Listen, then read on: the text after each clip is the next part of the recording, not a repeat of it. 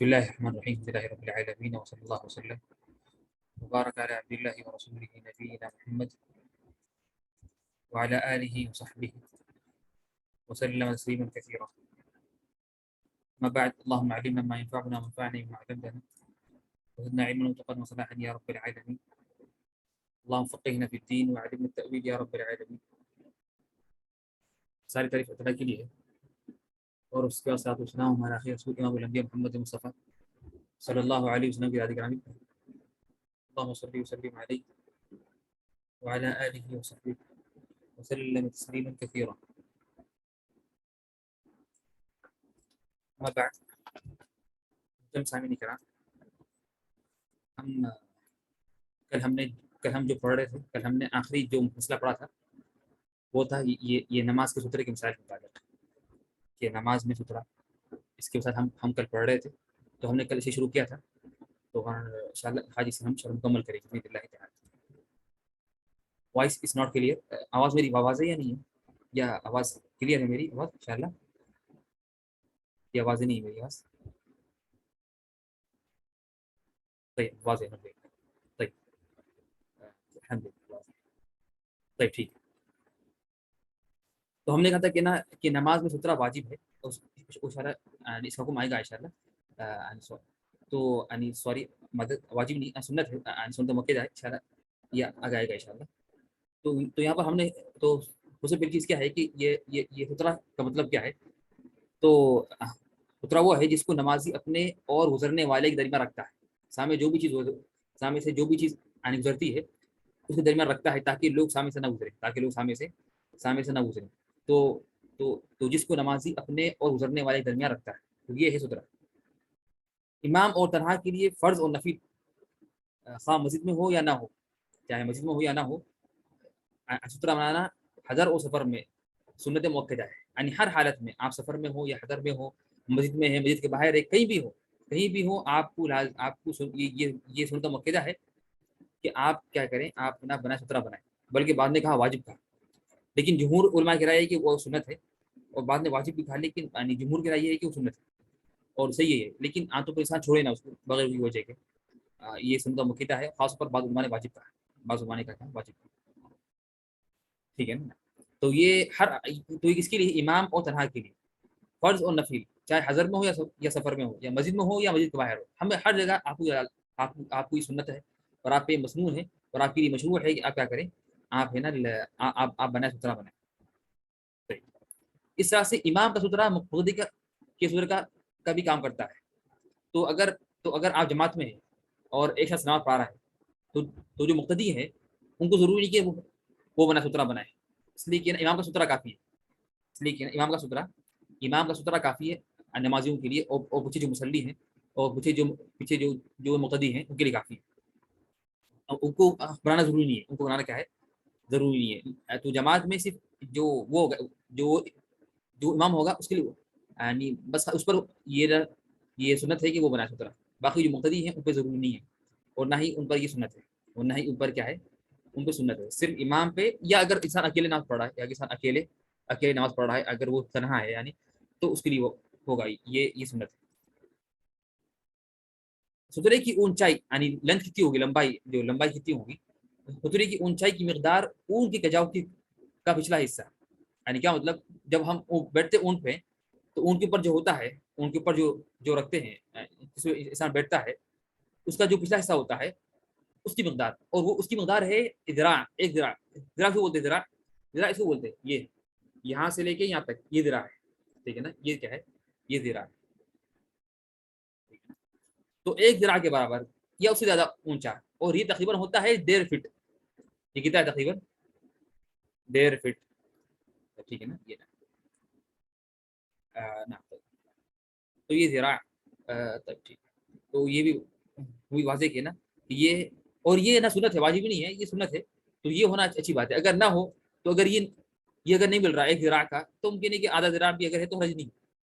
لیکن سنت تو یہ ہے کہ آپ ایک ذراع کا کیا ہو، ایک ذراع کا آپ سترا ہو، آپ کیا ہو، آپ کا سترا.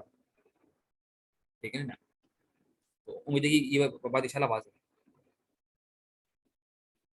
اس طرح سے سترا اور نماز کے درمیان فاصلہ یعنی کتنا فاصلہ ہو نمازی اور سترے کے درمیان. تو یہاں پر دو چیزیں یہاں پر کیا ہے, یہاں پر دو چیزیں. پہلی چیز کیا ہے, سجدے گاہ, جہاں پر ہم سجدہ کرتے ہیں, جہاں پر ہماری پیشانی رکھتی ہے, جہاں پر ہمارا سر یعنی ہوتا ہے, یعنی جب ہم سجدہ کرتے ہیں تو وہ جگہ اور سترے کے درمیان کتنا فاصلہ ہو, وہ ہو بکری کے گزرنے کی جگہ.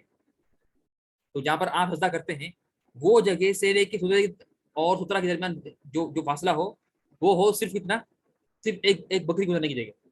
حدیث میں آتا ہے کہ ممر شاہ, حدیث میں آتا ہے کیا آتا ہے ممر شاہ, کہ ایک بکری سے گزرنے کی جگہ خالی, یعنی بہت ہی کم. اور بکری کتنے گزرتی, بکری بہت چھوٹی جگہ سے گزرتی ہے, ٹھیک ہے نا. تو یعنی تو اسے معلوم ہوا کہ نا آپ جہاں سجدہ کرتے ہیں وہ جگہ سے لے کر سترہ بہت قریب ہو, زیادہ دور نہ ہو, بہت ہی قریب ہو, صرف ایک بکری گزرنے کی جگہ ہو, صرف کیا ہو, صرف ایک بکری گزرنے کی جگہ ہو, صرف. بات واضح ہے. تو یہ ہے سجدے گاہ اور سترے کے درمیان, سجدے گاہ اور سترے کے درمیان کا جو فاصلہ ہو وہ ہو بکری گزرنے کی جگہ. اور لیکن نمازی کے کھڑے ہونے اور سترے کے درمیان ہو 3 ذراع, یعنی جہاں کرتے ہیں, جہاں پر ہمارے پیر ہوتے ہیں, جہاں ہمارے پیر ہوتے ہیں. اور یہ 3 ذراع یہ تقریبی ہے, یہ علماء کرام نے جو بیان کیا, اور یہ حدیث میں بھی آتا ہے, حدیث میں بھی ہے, اثر میں صحابہ کرام نے ذکر کیا. تو یہ تقریبی ہے, یعنی اکثر لوگ یعنی 3 ذراع کافی ہوتے ہیں. لیکن اگر کوئی زیادہ لمبا ہو تو ممکن تھوڑا بڑا ہے, جو اس کی ہائٹ انتہائی یعنی کم ہو, یعنی اس کا قد کم ہو تو ممکن ہے کہ اور کم کرے وہ, ٹھیک ہے نا. حرج نہیں ہے اس میں. یعنی اس میں اہم چیز یہ ہے کہ نا, سب سے اہم چیز یہ ہے کہ انسان کی جتنی لمبائی ہے, انسان خود کی, جب وہ کرتا ہے, سجدہ کرتا ہے, تو سجدے کرنے کی جگہ سے سترے کے درمیان جو فاصلہ ہو وہ صرف کیا ہو, وہ صرف فاصلہ ہو بکری کے گزرنے کا. یہ سب سے اہم چیز ہے. سب سے اہم چیز کیا ہے کہ انسان جہاں سجدہ کرتا ہے نا, ٹھیک ہے نا, depends on height we have to take نا. تو لیکن سب سے اہم چیز کیا ہے کہ آپ جہاں سجدہ کرتے ہیں وہ جگہ سے سترے کے درمیان کیا ہو, صرف فاصلہ, کتنا فاصلہ ہو, صرف فاصلہ ہو بکری گزرنے کا, صرف فاصلہ ہو بکری گزرنے کا. اس طرح سے نمازی کے آگے سے گزرنا حرام ہے. نمازی کے آگے سے گزرنا کیا ہے, حرام ہے, جائز نہیں. بلکہ اللہ نے فرمایا لو يعلم المار بين يدي المصلي ماذا عليه لكان ان يقف 40 خيرا له من ان يمر بين يديه. اگر نمازی کے آگے سے گزرنے والے کو علم ہو جائے کہ اس پر کتنا گناہ ہے, تو اس کے لیے 40 دن یا مہینے یا سال تک وہ کھڑا ہونا بہتر ہے اس کے لیے کہ وہ گزرے.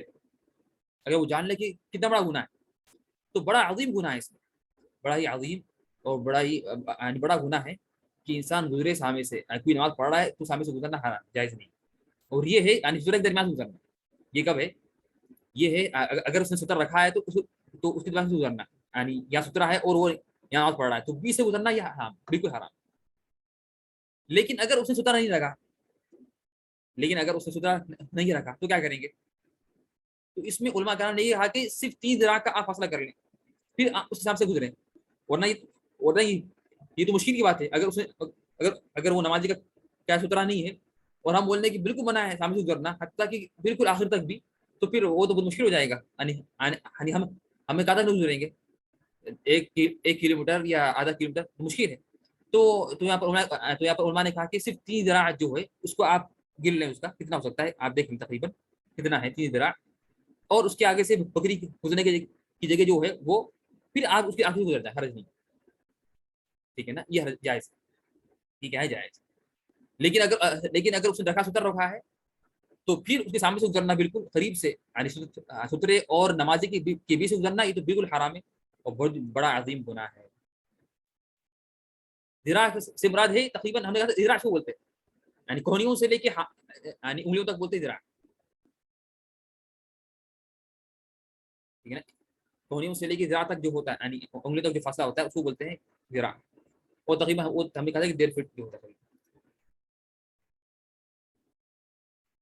نا, 3 ذراع کا کاؤنٹ کریں گے, 3 ذراع. اس لیے کہ ہم نے یہاں پر کیا کہا, نمازی کے کھڑے ہونے اور سترے کے درمیان جو فاصلہ کتنا ہو 3 ذراع, تو وہی آپ گر لیں گے اور سامنے سے گزر جائیں گے, ٹھیک ہے نا. اور کچھ لوگ بولتے ہیں آپ سامنے سے کیوں گزر رہے, ارے لوگ نماز پڑھ رہے, ہم بولیں گے اس کے سامنے آنی سترا ہی نہیں ہے, تو پھر ہم ابھی کہاں تک نہیں گزریں گے, لازمی گزرنا. تو ہم بولیں گے 3 ذراع کا فاصلہ ہو جائے. اور اگر مسجدوں میں کیا ہے, مسجدوں میں تو یہاں پر نا यानी सब सफ़ेद बनी होती हैं मस्जिद में, जो जहाँ पर फर्श होता है, जहाँ पर कारपेट है और कारपेट बनी हुई है नमाज के लिए, तो वहाँ पर लाइन्स बने होते हैं, लाइन्स, एक लाइन, फिर वहाँ पर सजदे करने की जगह होती है और फिर आगे सब होती है। तो अगर जो नमाजी नमाज पढ़ रहा है एक सफ में, तो उसकी अगली सफ से आगे गुजरना जायज़, उसके आगे की सफ से गुजरना आपको जायज़। सही क्या खत्म, वो सब बनाएंगे इसलिए कि ना खत्म, यहाँ तक एंड है नमाजी का, नमाजी के यहाँ पर सजदा होने की जगह यहाँ तक एंड है। तो अगर आप मस्जिद में हैं और एक नमाजी नमाज पढ़ रहा है, तो आप जायज़ है आपके लिए उसके, अगर अगर सामने सुथरा नहीं है तो आप एक सब को छोड़ के आगे से गुजर जाए, ठीक है ना, जो पट्टी होती है सबकी, उससे या तो आप या तो उससे गुजरे या उसके पास से ना, हर जगह जरूरी है ना। आप, हमने कहा था कि सफर में, हजर में, मस्जिद में हो या मस्जिद के बाहर, हर जगह जरूरी है। यानी ये सुन्नत मौके जाए, ठीक है, ये सुन्नत मौके जाए और बाद में वाजिब का, चाहे आप मस्जिद घर में हो या कहीं भी हो। लेकिन आपकी दीवार काफी है, दीवार काफी है, तो आप ये आप दीवार, पिलर, सुतून और दीवार, पिलर और ये सब काफी, ये सब दाखिल है इसमें, ठीक है ना। तो अगर आप रूम में नमाज पढ़ रहे हैं तो सामने दीवार है, तो खत्म, वही पढ़ ले बस, आपका सुतरा वही है, मतलब बस, ठीक है ना। हत्ता कि बाद ने कहा कि अगर कुछ भी नहीं मिला तो बस आप बखीर मार लें, ये भी बाद ने कहा, ठीक है ना। इसमें ये है कि ना, इसमें ना जो ना, अब इसमें जो है कि ना, यहाँ पर एक अहम बात जिक्र करूँ कि यहाँ पर एक तोहफा जो हुआ कि ना, यहाँ पर हदीस में आया कि ना अल्लाह के रसूल ने नमाज पढ़ी इला अनज़ह, अल्लाह के रसूल ने क्या की, अल्लाह के रसूल ने नमाज पढ़ी इला अनज़ह, और इसका जो मतलब है कि एक लकड़ी, मतलब है उसका। अनज़ा का मतलब क्या है, अनज़ा का मतलब है, जो अनज़ा है, अनज़ा आइन नून ज़ा ता मरबूता, ये जो लफ्ज़ है इसका मतलब है लकड़ी। तो हदीस में आता है कि अल्लाह के रसूल ने नमाज पढ़ी, यानी सल्ला इला अनज़ा, अल्लाह के रसूल ने नमाज पढ़ी यानी अनज़ा की तरफ। तो तो मतलब ये था इसका कि अल्लाह के रसूल ने जब जब सहरा में जब थे दफा जंग में थे या पता नहीं कहाँ थे, तो अल्लाह के रसूल ने सामने अपनी एक लकड़ी लगाई और नमाज पढ़ ली, एक लाठी या लकड़ी जमीन में गाड़ दी और नमाज पढ़ ली। तो साहबी ने फरमाया कि ना अन्ना रसूलुल्लाह सल्लल्लाहु अलैहि वसल्लम सल्ला इला अनज़ा। तो लेकिन क्या हुआ कि लेकिन एक है ना बड़े मुहद्दिस हैं, वो तबी ताबई हैं, उनका नाम था मूसा ज़मीन, जो इमाम बुखारी के उस्ताद थे। जो कौन थे, जो उस्ताद थे, जो ना बुखारी के उस्ताद थे, जो इमाम बुखारी के उस्ताद थे, वो यानी उन्होंने यानी समझा कि ना इससे मुराद क्या है, इससे मुराद है अनाज़ा जो कबीला है, यहाँ पर यानी सऊदी अरब में एक मारूफ कबीला है, उसका नाम भी अनाज़ा है, जो वो अनज़ी जो है ना, जो जो रहते हैं कसीम में। तो उन्होंने हदीस को समझा, गलत समझा। हालांकि हदीस का मतलब ये है, अनाज़ा का मतलब था कि लकड़ी, लेकिन उन्होंने ये गुमान किया कि ना, यानी अल्लाह के रसूल ने क्या किया, दुरूद पढ़ा, यानी और दुआ दी। और हम जानते हैं कि सल्ला का मतलब क्या क्या होता है, सला का असल मतलब क्या है, हमने पढ़ा सला का लोगोई माने क्या है, सला के लोगोई माने हैं दुआ के हैं, सलाह के लोगों माने क्या है, दुआ के हैं। और रसूल फरमाया, यानी सूरह तौबा क्या है, वसल्ली अलैहिम, ए नबी उन पर आप उंगली दुआ करें, वसल्ली अलैहिम, यहाँ हुक्म था यानी अल्लाह के रसूल को, वसल्ली अलैहिम। और हदीस में आता है कि यानी फरमाते हैं रसूल सल्लल्लाहु अलैहि वसल्लम, अल्लाहुम्मा सल्ली अला आली औफा, जो जो आलाफा जो एक कबीला था, अल्लाह के रसूल ने उनकी दुआ की। तो ये जो तबी ताबई थे, उन्होंने भी गुमान किया कि शायद इसका मतलब क्या है, इसका मतलब ये है कि ना वो क्या है, इसके मरमुराद की कि ना कि अल्लाह रसूल ने यानी उनके कबीले की दुआ की, हालांकि गलत है। सही क्या है, इसका मतलब ये है कि अल्लाह रसूल ने नमाज पढ़ी तकरीर की तरफ। तो लाजमी है कि देखो, तो इससे मालूम हुआ कि ना, यानी इल्म जो लिया जाता है वो उलमा कराम से, अहले इल्म से, सिर्फ किताबें पढ़ने से इल्म नहीं आता। तो यहाँ पर इन्होंने क्या किया, इस हदीस की तशरीह खुद ही समझ ली, हालांकि इससे एक गलती हुई, यानी गलती सबसे होती, लेकिन चाहिए कि इंसान क्या करे कि ना हदीस के समझने में बिल्कुल यानी अपने सबसे यानी खुद ना समझे। लाजमी है कि हदीस के समझने में उलमा कराम की समझ जरूरी है, ठीक है ना। और मुमकिन ये हो कि ऐसी गलतियां हो जाए जो गलती इनसे हुई। यानी हदीस में है कि अल्लाह रसूल ने यानी नमाज पढ़ी अनाथा की तरफ, जो लकड़ी की तरफ, यानी वहाँ पर उन्होंने अल्लाह रसूल ने वहाँ पर सुतरा रखा, लेकिन वो गुमान किए कि शायद इसका मतलब ये है कि वो उनका कबीला है, यानी अल्लाह रसूल ने उनकी दुआ की।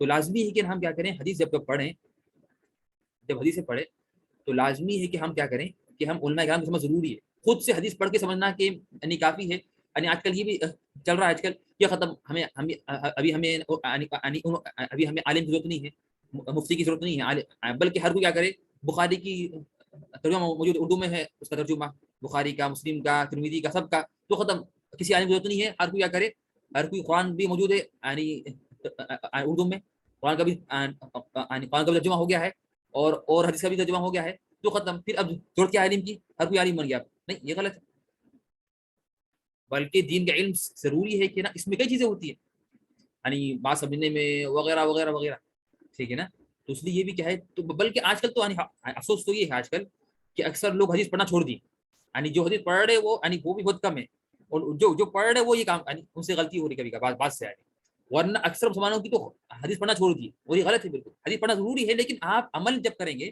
تو عمل کے لیے لازمی کہ آپ مفتی سے سوال کریں گے، جو مفتی ہے جو عالم ہے، لیکن آپ کو جائز ہے کہ آپ پڑھیں حدیث، آپ حدیثیں پڑھیں، اس میں فضائل کی حدیثیں ہیں، اس میں ترغیب کے جنت کے بارے میں، جہنم کے بارے میں، قبر کے بارے میں، جس سے آپ کا ایمان بڑھے، یہ اچھی بات ہے، آپ حدیثیں پڑھیں، بلکہ سارے حدیثیں پڑھیں، لیکن شرط یہ تو، لیکن جب عمل کا موقع ہے، جب عمل کرنا ہے تو لازمی ہے کہ آپ کیا کریں، عالم سے سوال کریں، خود کیا کریں، خود حدیث پڑھ کے عمل نہ کریں، ٹھیک ہے نا، یہ، لیکن آپ حدیثیں پڑھنا اچھی بات ہے، لیکن افسوس یہ کہ ابھی اس زمانے میں لوگ حدیثیں بھی نہیں پڑھتے، یعنی اور بلکہ نا یہ حقیقت تو یہ ہے کہ کئی سلف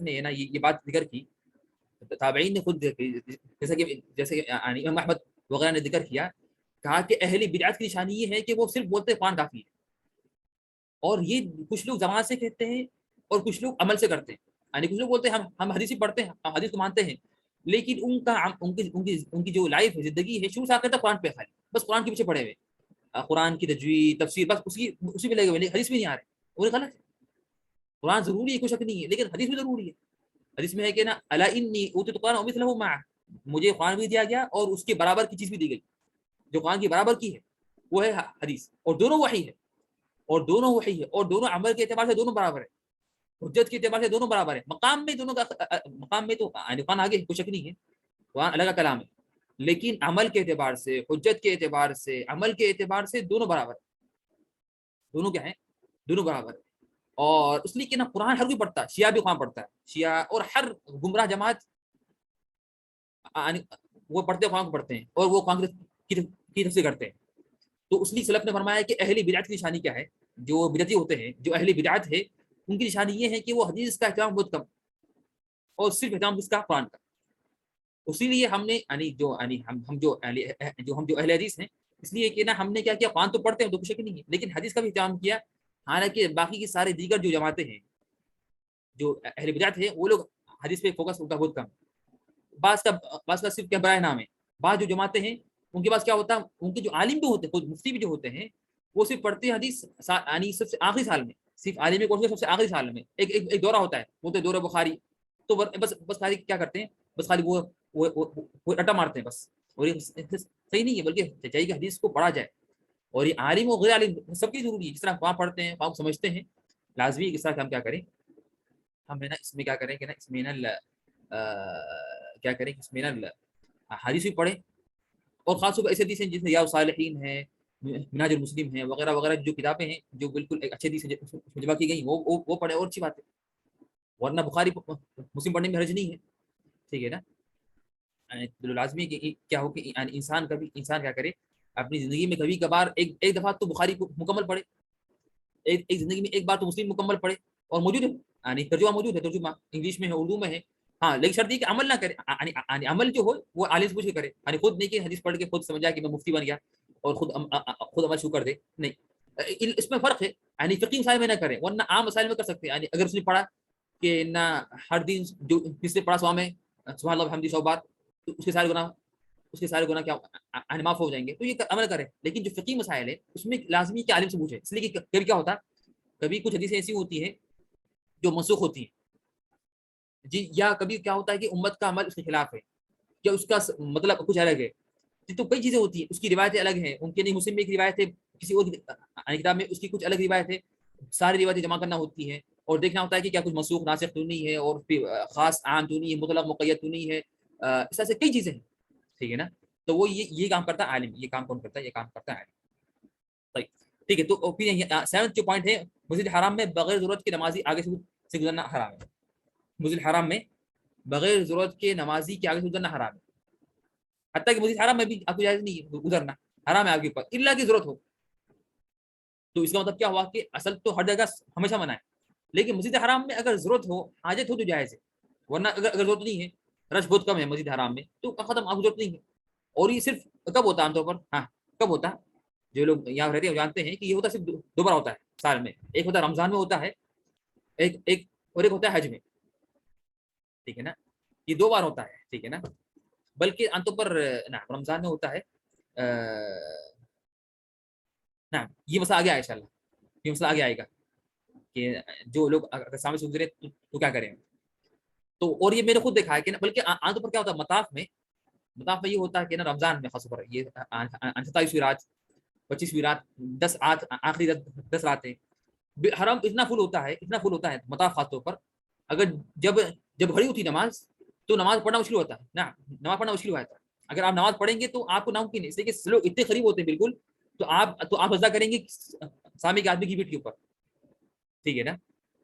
تو وہاں بھی کچھ لوگ کچھ پڑھتے نماز پڑھتے ہیں، اور وہاں بھی جائز ہے پڑھنا، وہاں پر وہاں علماء کرام نے کہا کہ جائز ہے پڑھنا، اگر ڈر ہے کہ آپ اگر سچا ہے کہ نماز کا وقت نکل جائے، سچا ہے کہ نماز کا وقت نکل جائے۔ اور یہ میں سے بھی کئی بار ہوا، رمضان میں بھی اور حج میں بھی، اور حج میں ہوتا ہے یہ 12واں دن، جو وہ ہوتا ہے یوم النفر الاول جو بولتے ہیں، 12 تاریخ کو ہوتا ہے، 12 تاریخ کو مغرب میں، 12 تاریخ کی یعنی کئی بار میرے سے یہ ہوا تجربہ، ہر 12 تاریخ کے دن مغرب عشاء میں بالکل پیک ہوتا ہے ایک دم۔ تو آپ نماز پڑھنا ضرور ہوتا ہے کہ اگر آپ نماز پڑھیں گے تو آپ اگر سجدہ کریں گے تو سامنے کے آدمی کی پیٹھ پہ کریں گے، بالکل فل ہوتا ہے۔ تو اس حالت میں اگر آپ کو ڈر ہے کہ وقت نکل جائے تو آپ کو جائز پڑھنا جائز ہے، اور آپ کے اس وقت سجدہ کرنا آپ معاف ہوگا، یعنی آپ جتنا ہو سکا آپ کریں گے، کتنا ہو سکا آپ کیا کریں گے، آپ کر لیں گے۔ اگر ڈر ہے کہ آپ کو وقت نکل جائے، اگر وقت نکلنے کا ڈر نہیں ہے، اور اس وقت کیا ہوتا ہے کہ باہر نکلنا مشکل ہو جاتا ہے، اور باہر نکلنا مشکل اس لیے ہوتا ہے کہ اگر آپ باہر نکل جائیں گے تو پھر آپ کو پھر اندر آنا مشکل ہے، اور بس نکلنے والی آپ کی، اور طواف کرنا ضروری ہے، طواف افاضہ سوری یہ طواف وداع۔ اور اگر کسی نے طواف افاضہ اگر نہیں کیا، ٹھیک ہے نا، کوئی صحیح بھی کرنا ہے وہ، اگر کسی نے صحیح نہیں کی خاص طور پر پہلے سے، تو بڑے مسئلے ہوتے ہیں، تو اس لیے علماء کرام نے اس کی اجازت دی ہے نا۔ صحیح، اس کی بات کیا ہے کہ نا نمازی پر لازم ہے اپنے سامنے سے گزرنے والے کو روکے، جو ابھی سوال کیا ہے پر ہمارے یہاں پر ایک نے، تو نمازی پر لازمی کہ وہ اپنے سامنے سے گزرنے والے کو روکے۔ حدیث میں فرماتے ہیں، اللہ رسول نے فرمایا، جب تم میں سے کوئی شخص کسی چیز کی طرف منہ کر کے نماز پڑھو تو اس کو ستھرا بنا لو، اور اگر اسے کوئی پاک کرنا چاہے، یعنی سامنے سے وہ اگر کوئی گزرنا چاہے تو اس کو دور کرو، اگر وہ انکار کر دے تو اس کو مارو، سیکھو شیطان ہے، سیکھو کون ہے، سیکھو شیطان ہے۔ تو لازمی کہ آپ اگر آپ نماز پڑھ رہے ہیں اور سامنے سے کوئی گزر رہا ہے تو آپ روکیں اس کو، کیا کریں آپ سے، اسے روکیں، زور سے روکیں، یعنی سختی سے، اگر وہ آپ ہاتھ سے روکیں، اگر وہ باز نہیں آ رہا تو آپ سختی سے روکیں گے، کیا کریں گے، سختی سے اسے روکیں گے۔ نمازی اپنے سامنے سے گزرنے والے سے بات نہ کرے، یہ نہیں کہ آپ اس سے بات کر رہے ہیں، آپ بول رہے ارے کیا ہوا تھا، آپ کو عقل نہیں، کیا یہ حرام ہے تو خاموش، بات نہیں کرنا، بس ہاتھ سے روکنا ہے، بات نہیں کرنا، بات کرنا حرام ہے۔ اور نہ ہی ہتھیار سے مارنا ہے، نا کہ کچھ ہتھیار سے لے کے آپ شروع ہو گئے، نہیں یہ مانا جائے، بس ہاتھ سے روکیں گے، ہاتھ سے رکھ لیں گے اس کو، ہتھیار بھی استعمال نہیں کریں گے، اور نہ ہی بات کریں گے۔ اور آگے اگر گزر جائے، اگر وہ گزر کر آگے بڑھ جائے تو پیچھا نہ کریں گے، مطلب اگر وہ گزر گیا تیز اور چھوڑ دے ختم، اور بات کیا کرتے نہیں پیچھے پڑتے وغیرہ نہیں، غلط، مطلب وہ اگر وہ گزر گیا تو چھوڑ دے ختم، اس کا پیچھا نہ کریں گے، کیا کریں، اس سے پیچھا نہ کریں گے۔ آپ کو ابھی نماز پڑھنا ہے سر، وہ اگر وہ گزر گیا ختم، ٹھیک ہے نا، نہ اس سے بات کریں گے نہ وہ کچھ بولیں گے، ٹھیک ہے۔ یہاں پر عورت، کتا اور یا گدھے کے گزرنے سے نماز ٹوٹ جاتی ہے۔ اگر آپ کے سامنے سے اگر عورت گزرے یا کتا گزرے یا گدھا گزرے، عورت، کتا یا گدھا، تین چیزیں اگر سامنے سے گزر جائیں تو آپ کی نماز کیا ہوتی، تو آپ کے پاس کیا ہوتی، تو آپ کے پاس پوری آتی۔ یہ کب ہے، یہ جب ہے کہ اگر آپ کے سترے کے سامنے گزرے، اگر آپ نے ستر رکھا ہے اور آپ نماز پڑھ رہے، تو اگر سترے کی بیچ سے گزرے تو یہ منع ہے، تو اس حالت میں آپ کی نماز کیا ہو جائے گی، آپ کی نماز ٹوٹ جائے گی۔ لیکن اگر سامنے سے گزرے، سامنے بیچ میں کیا ہے، بیچ میں آپ کا ستر رکھا ہوا ہے، تو وہ سترے کے وہ آگے سے گزرے تو یہ جائز ہے، یہ رج نہیں ہے، اس سے آپ کی نماز کیا ہوگی، آپ کی نماز پہ آنے کوئی اثر نہیں ہوگا، آپ کی نماز پر کیا ہوگا، آپ کی نماز پر کوئی اثر نہیں ہوگا۔ لیکن اثر کب ہوگا، اثر ہوگا جب بیچ سے گزرے، سترا اور آپ کے بیچ سے گزرے، تو اس حالت میں آپ کی نماز کیا ہو جائے گی، ٹوٹ جائے گی۔ حدیث میں آتا ہے کہ یقطع الصلاۃ، المرأۃ والحمار والکلب، ٹھیک ہے نا، تین چیزیں نماز چھوڑتی ہے. طيب کیا یہاں پر کیا اس کا مطلب ہے کہ عورت کا مقام اسلام میں کم ہے؟ کیا اس چیز سے معلوم ہوتا ہے کہ نا کہ عورت کا مقام نہیں اگر آدمی گزرے تو نہیں ٹوٹتی ہے، اگر آدمی گزرے تو آپ کی نماز نہیں ٹوٹے گی، صرف عورت یا کتا یا گدھا، ٹھیک ہے نا. کیا اس کا مطلب یہ ہے کہ اسلام میں عورت کا مقام نہیں ہے یا عورت کا اسلام میں مقام کم ہے؟ یعنی اسلام نے کہا کہ عورت کے گزرنے سے کیا ہوتا کہ نا عورت کے گزرنے سے نماز چھوٹ جاتی ہے؟ نہیں، غلط ہے، بلکہ یہ اس کا مطلب نہیں ہے، بلکہ جو ہے ابھی آگے یہاں پر آگے آئے گا. ٹھیک، کہ حدیث میں عورت کو گدھے اور کالے کتے کے ساتھ تشبیہ دینا مقصود نہیں ہے، یعنی یہ نہیں کہ نا دونوں برابر ہے، نعوذ باللہ، نہیں، کتا گدھا الگ چیز ہے اور عورت الگ چیز ہے. عورت تو ایک انسان ہے وہ، اور ایک مکرم اور اللہ نے کہا کہ وَلَقَدْ كَرَّمْنَا بَنِي آدم، اور ہم نے کیا کیا، بنی آدم کو مکرم کیا. اور نہ ہی ایک سیاق میں ذکر کرنے کی وجہ سے یہ بتانا مقصود ہے کہ یہ تینوں چیزیں یعنی ایک ہی وجہ سے منع ہے، نہیں، نہ اس میں دونوں کی مشابہت ہے، یعنی تینوں ایک طرح ہے وہ بھی نہیں، اور یہ بھی نہیں کہ تینوں کی منع کی وجہ ایک ہی ہے، نہ تینوں ایک ساتھ، نہ تینوں ایک طرح کے ہیں، اور نہ ہی تینوں کی وجہ بھی ایک ہے، وجہ بھی ایک نہیں ہے. عورت کی وجہ الگ ہے، گدھے کی وجہ الگ ہے، کتے کی وجہ الگ، تینوں الگ الگ چیزیں ہیں، اور تینوں کی وجوہات بھی الگ الگ ہیں. یعنی اسلام نے کیوں منع کیا، یعنی اسلام نے کیوں کہا کہ عورت کے گزرنے سے نماز چھوٹ جاتی ہے، اس کی وجہ الگ ہے. عورت کی الگ وجہ ہے، گدھے کی الگ وجہ ہے، اور کتے کی الگ وجہ ہے، تینوں کی وجہ الگ ہے، تو تینوں الگ چیز ہیں اور تینوں کی وجوہات بھی الگ الگ ہے. بلکہ ان میں سے ہر ایک کی نماز کی توڑنے کی علت اور سبب مستقل ہے، الگ ہے. یعنی مثلا کالے کتے کی علت یہ حدیث میں خود دیتے کہ اس سے کہ یہ کیا ہے، یہ شیطان ہے، اور اس کا مطلب یہ نہیں کہ گدھا بھی شیطان ہے، نعوذ باللہ، یا عورت بھی شیطان ہے، نہیں. یعنی اللہ نے فرمایا کہ کتا، یعنی جو کالا کتا ہے وہ نہ جن ہے یا وہ شیطان ہے وہ، لیکن عورت نہیں، نعوذ باللہ. بلکہ عورت کی وجہ کیا ہے، اسی کہ عورت سے فتنہ ہوتا ہے، عورت سے کیا ہوتا ہے، عورت سے فتنہ ہوتا ہے، ٹھیک ہے. تو اس سے کیا ہوتا ہے، اس سے نماز میں خشوع کم ہوا ہے. تو اس لیے اسلام نے کہا کہ تو اس لیے اسلام نے کہا کہ اگر آسام سے اگر گزر جائے عورت تو آپ نماز پھر سے شروع کریں، نماز توڑ دے اور نماز پھر سے شروع کریں.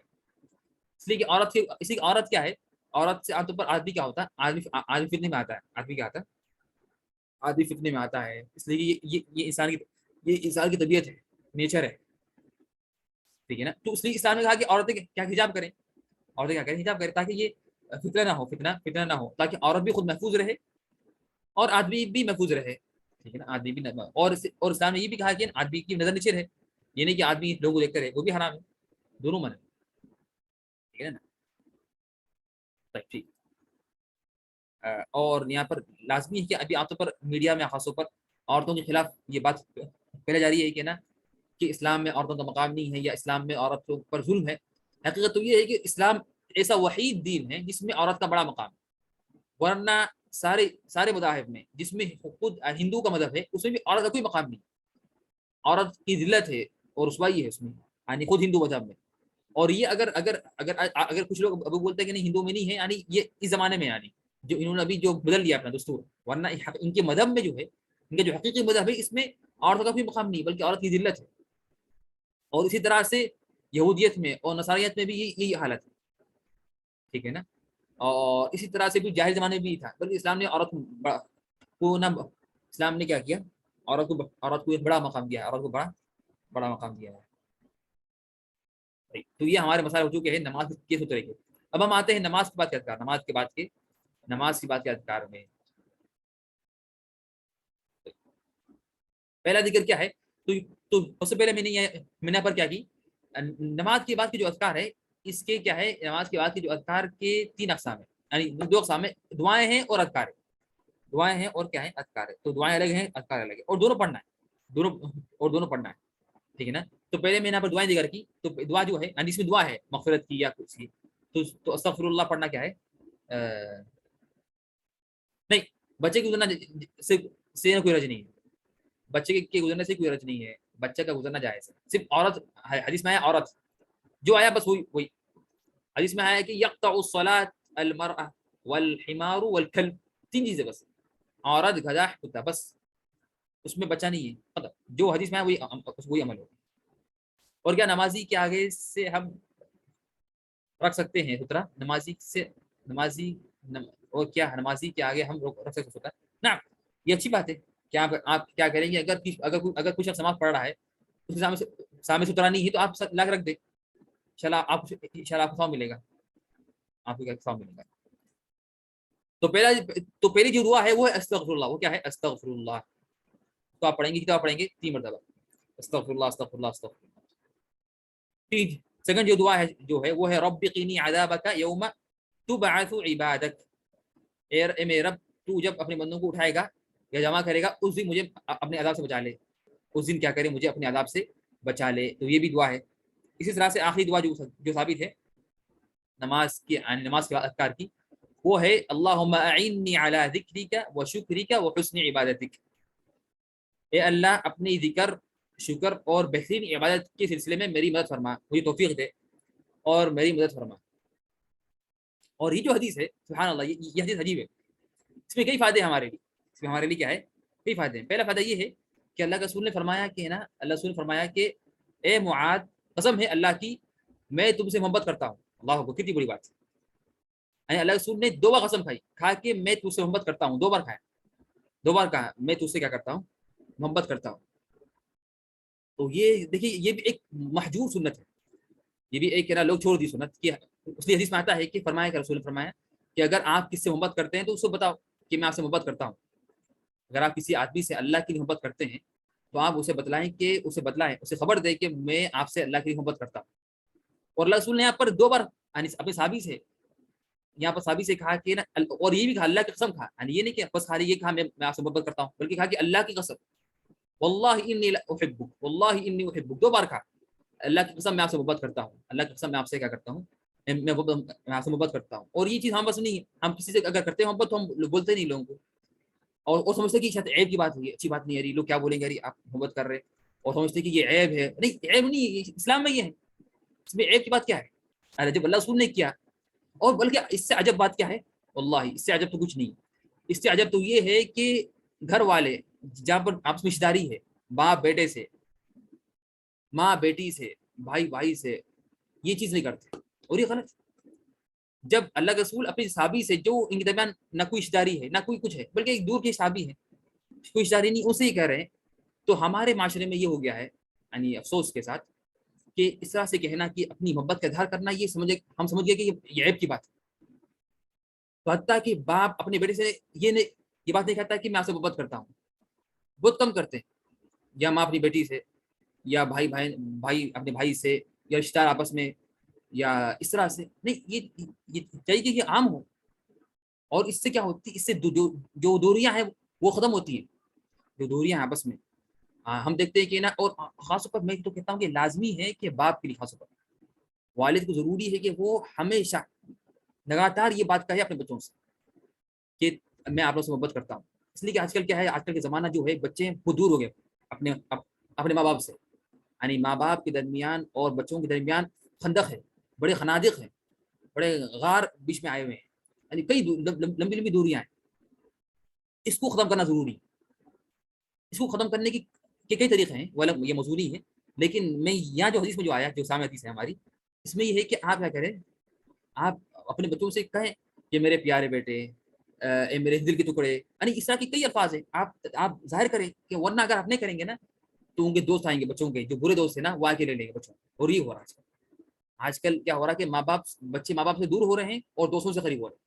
وجہ ہی کیا ہے کہ شیطان آتا ہے اور آ کے اور یہ نور لاتا ہے بچوں کو، کہ کہتا ہے کہ تمہارا باپ تو ہمیشہ تمہیں بس یہ بولتے یہ کرو یہ مت کرو، بس ہمیں ڈانٹتے رہتے، یہ کیوں نہیں کیا، یہ کیوں کیا، یہ کرو یہ مت کرو، بس یہی ہے تمہارے والد اور تمہارے والدہ بس یہ کرتے ہیں۔ اور تم دوست دیکھو، دوست کتنا اچھا ہے، تمہیں کبھی غصہ نہیں کرتا، کبھی کچھ نہیں بولتا۔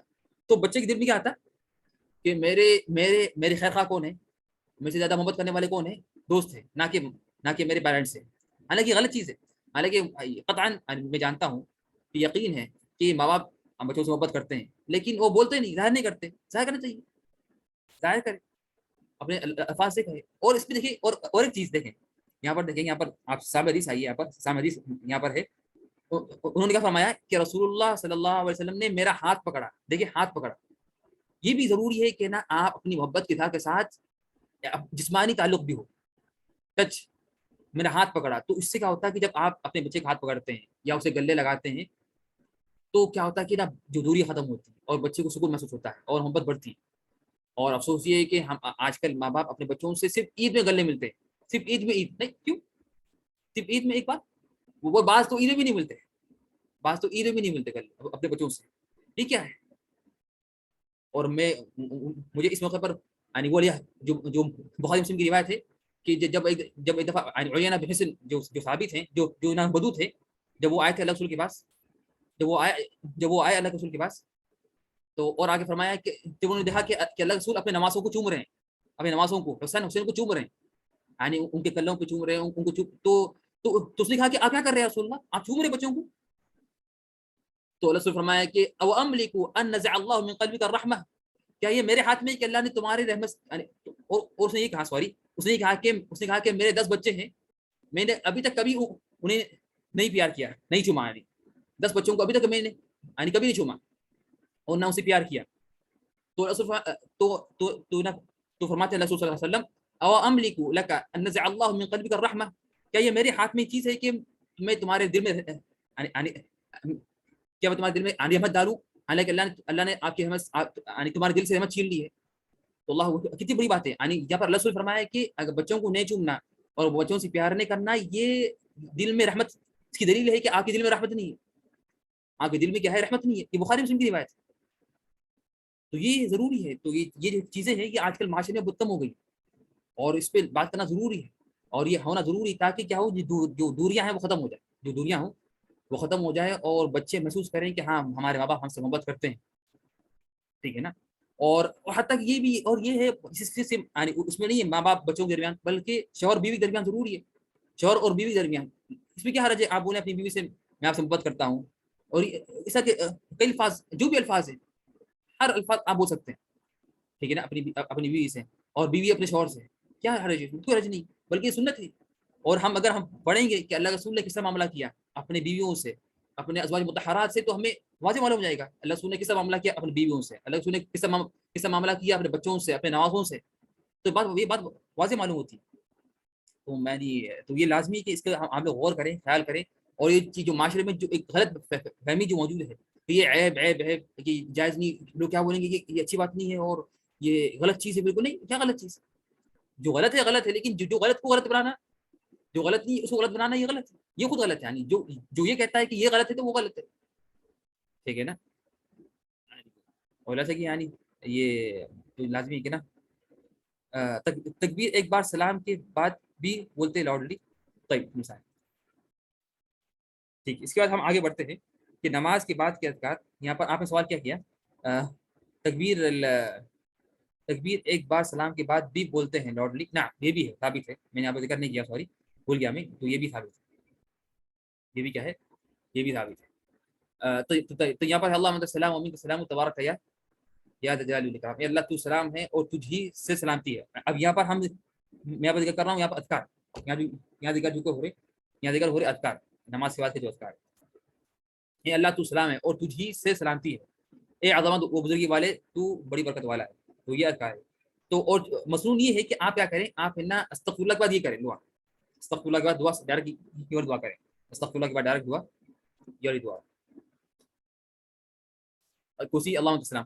اور یہ دعا ہے لا الہ الا اللہ وحده لا شریک له له الملك وله الحمد وعلى كل شيء قدير لا حول ولا قوه الا بالله لا اله الا الله ولا نعبد الا اياه له النعمه وله الفضل وله الثناء الحسن لا اله الا الله مخلصين له الدين ولو كره الكافرون. تو یہ بھی کیا ہے, تو یہ بھی دعا کر پڑھنا مصنون ہے. وہ یہاں پر اس کا یہاں پر ترجمہ ذکر کیا میں نے یہاں پر, آپ لوگ پڑھ لیں اس کو.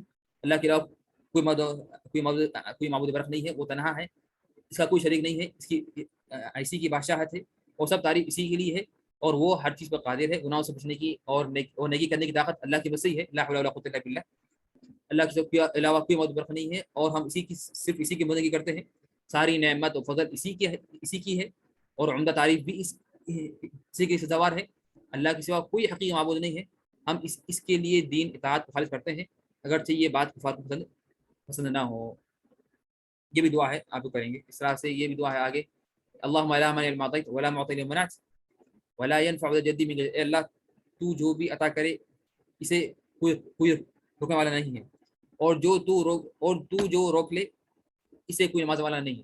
اللہ نے جو دے دیا اسے کوئی روکنے والا نہیں ہے، اور اللہ نے جسے ہمیں منع کر دیا اسے کوئی دینے والا ہمیں کوئی نہیں ہے. اور کسی دولت مند کی دولت تیرے عذاب سے بچانے میں کوئی فائدہ نہ دے گی، بلکہ فائدہ ہوگا انسان کے عمل سے، فائدہ ہوگا انسان کے عمل سے.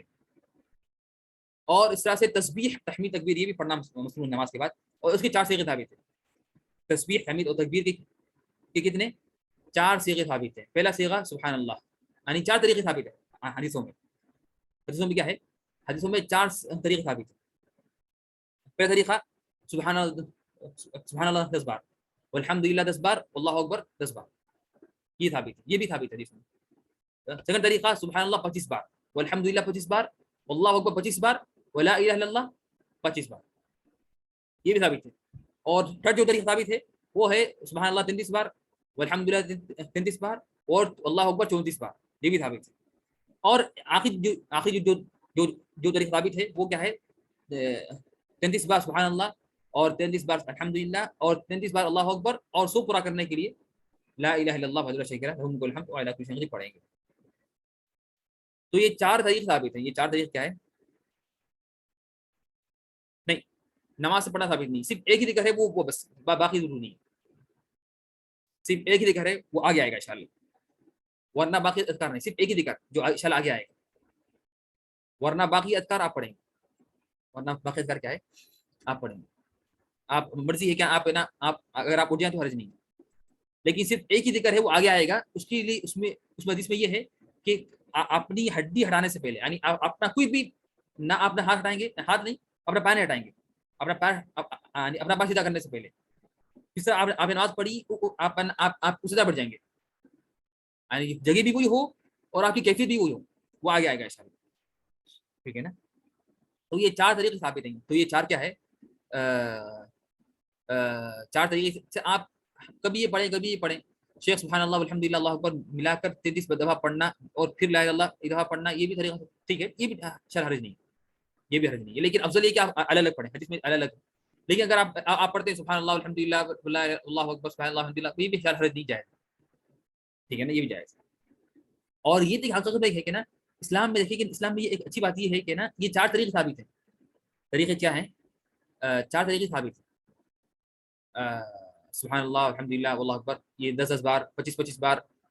تو ممکن ہے اگر آپ کبھی بیزی ہیں، کبھی جلدی میں ہیں، تو آپ کیا کریں؟ اب لوگ کیا بولتے ہیں میں وہ جلدی میں ہوں تو مجھے پڑھنا مشکل ہے، یعنی سارے 33 بار تو میں کیا کروں گا؟ بالکل نہیں پڑھوں گا. نہیں، ہم بولیں گے اگر ٹائم نہیں ہے تو آپ جو اس میں یہاں پر کیا ہے 4 طریقے ثابت ہیں. جو کم پڑھ لیں، جو 10 بار پڑھ لیں، 10 بار پڑھ لیں سبحان اللہ 10 بار، والحمدللہ 10 بار، واللہ اکبر 10 بار، اگر آپ جلدی میں ہیں. ٹھیک ہے نا؟ آپ اس کو، لیکن آپ کیا کریں، اسے آپ چھوڑے مت. یہ نہ ہو کہ آپ بولیں گے مجھے ٹائم ختم ہو رہا اور میں بزی ہوں تو ختم، میں بالکل نہیں پڑھوں گا، اس لیے یہ پڑھنا مشکل ہے، 33 بار زیادہ ٹائم ہو لگے گا. ہم بولیں گے اگر ٹائم نہیں ہے تو آپ 4 میں سے کوئی بھی ایک آپ کیا کریں، چوائس کر لیں. اور ہو سے کم جو ہے جو پہلا جو طریقہ ہے کہ سبحان اللہ 10 بار، والحمدللہ 10 بار، اللہ اکبر 10 بار. ٹھیک ہے نا؟ تو یہ مجھے امید کیا انشاءاللہ بات ہے. ٹھیک ہے نا؟ اور کوئی سوال تھا یہاں پر؟ اچھا ٹھیک.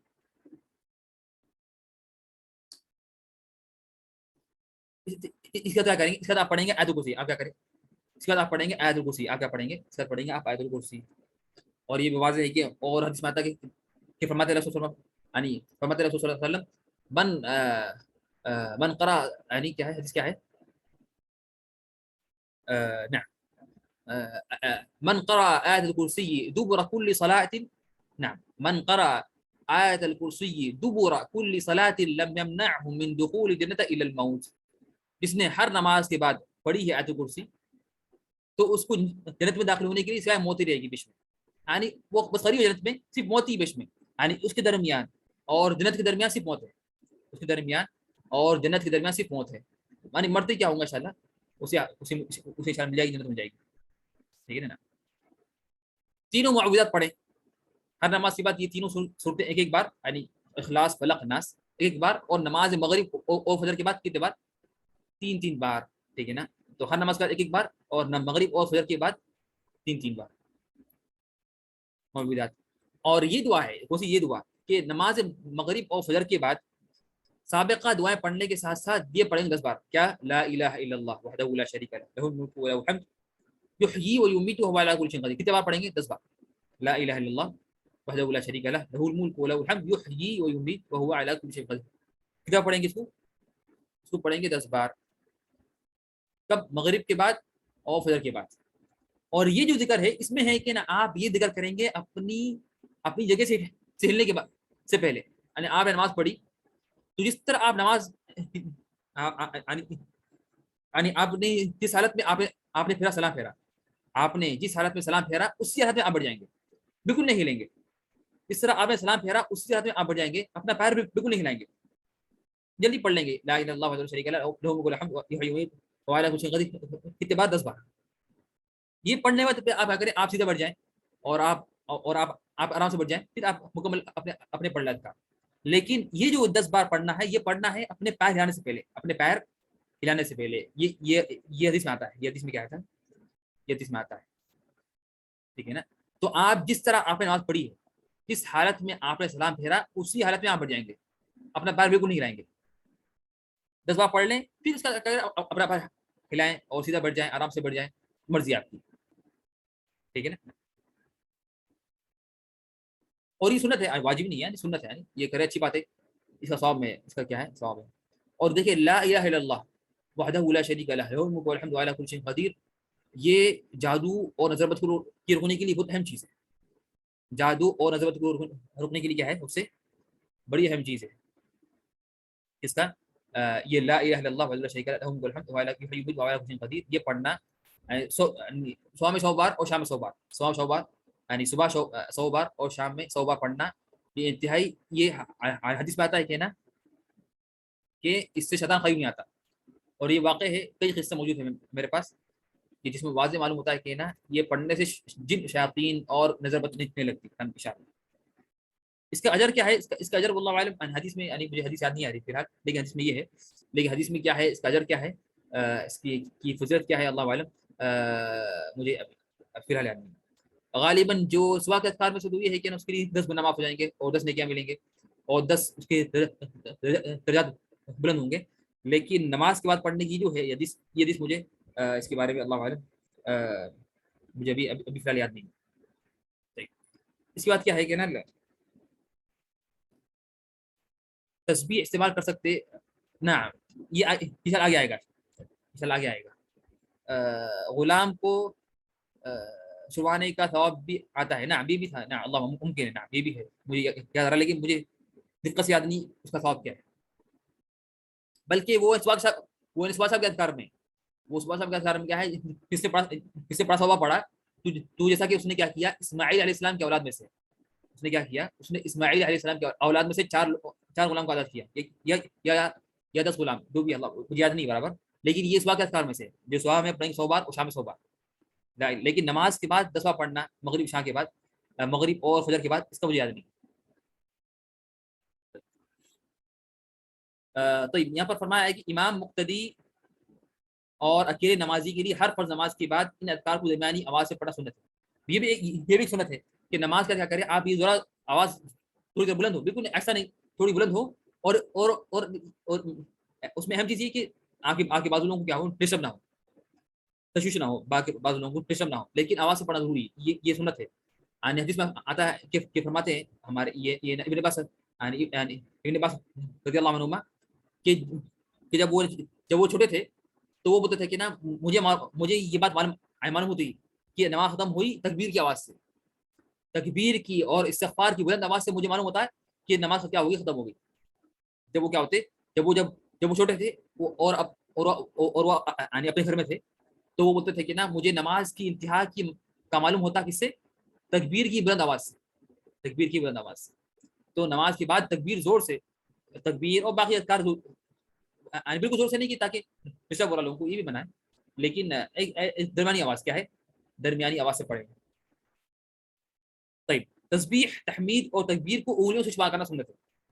تسبیح کو یہاں پر ابھی جو سوال آیا تھا کہ کیا تسبیح کے لیے کیا تسبیح استعمال کرنا جائز ہے کیا؟ تو ہم بولیں گے سنت تو یہ ہے کہ آپ اسے شمار کریں اپنی انگلیوں سے، سبحان اللہ والحمد للہ اللہ اکبر، سبحان اللہ الحمد للہ اللہ اکبر، سبحان اللہ سبحان اللہ سبحان اللہ سبحان اللہ سبحان اللہ، یہ ہے سنت۔ اور اس میں سنت یہ ہے کہ انگلیوں سے ہے، نہ کہ یہ آپ انگلا سے، کیا بولیں گے اس کو، یعنی ایک انگلی میں تین ہوتا ہے نا، ایک انگلی میں تین ہوتے کیا کیا بولیں گے اس کو انگلش میں، اس کو بولتے انگلا، کیا بولتے ہیں انگلا۔ تو اصبع حدیث میں ہے، اصبع یعنی حدیث میں انگلیوں کا ذکر ہے، انگلیوں سے آپ کریں گے ذکر، نہ کہ اس سے، یعنی یہ تین جو حصے ہیں انگلیوں میں، تین حصے جو ہے نا، ایک حصہ دو حصہ، یہ نہیں کہ سبحان اللہ سبحان اللہ سبحان اللہ سبحان اللہ سبحان اللہ سبحان اللہ، یہ ثابت نہیں ہے حدیث میں۔ حدیث میں کیا ہے سبحان اللہ سبحان اللہ سبحان اللہ سبحان اللہ، لیکن اگر کوئی ایسا کرتا ہے جائز ہے، حرام نہیں ہے، لیکن حدیث میں کیا ہے، حدیث میں انگلیوں کو ذکر ہے، حدیث میں کیا انگلیوں کا ہے، مکمل انگلی، سبحان اللہ سبحان اللہ سبحان اللہ، سمجھے؟ تو اب سوال یہ ہے کہ کیا تسبیح جائز ہے کرنا؟ ہم لوگ تسبیح جائز ہے، حرج نہیں، تسبیح کرنا جائز ہے، لیکن وہ خلاف اولا ہے، افضل کے خلاف ہے۔ کیوں؟ اس لیے کہ بات سنیں، اس لیے کہ جتنی بھی اذکار ہیں، جتنے بھی اذکار ہیں اس کے دو اقسام ہیں، جتنے بھی اذکار ہیں، بس ٹھیک ہمارا ہو گیا ختم، بس ہمارا یہ آخری بات ہے، بس آخری چیز کیا ہے یہاں پر، بس ایک کرو گے، اگر امام دائیں طرف ہو، اگر اگر اگر وہ مصلی کیا ہو، اگر وہ امام ہو تو کیا کرے، وہ سلام پھر کیا کرے، لوگوں کی طرف آنے پڑھنے سے پہلے کیا کرے، لوگوں کی طرف اپنا چہرہ آنے موڑنے سے پہلے کیا کرے، تیواں پڑھے، کیا پڑھے، استغفر اللہ پڑھے، تیواں پڑھے، اور یہ پڑھے اللہم السلام پڑھ کے کیا کرے، پھر پلٹے۔ تو امام کیا کرے، تو امام کیا کرے، امام نماز پڑھا کے کیا کرے، سامنے دیکھے اور استغفر اللہ پڑھ لے 3 بار، اور وہ پڑھے، کیا پڑھے، اللہم انت السلام پڑھے، پھر کیا کرے، پھر پلٹے، وہ کہاں پر، پھر پڑھنے کے بعد مقتدیوں کی طرف روبرو ہو جائے، کی طرف کیا ہو جائے، یعنی ان کی طرف اپنا چہرہ پلٹائے اور پڑھ کے بیٹھے۔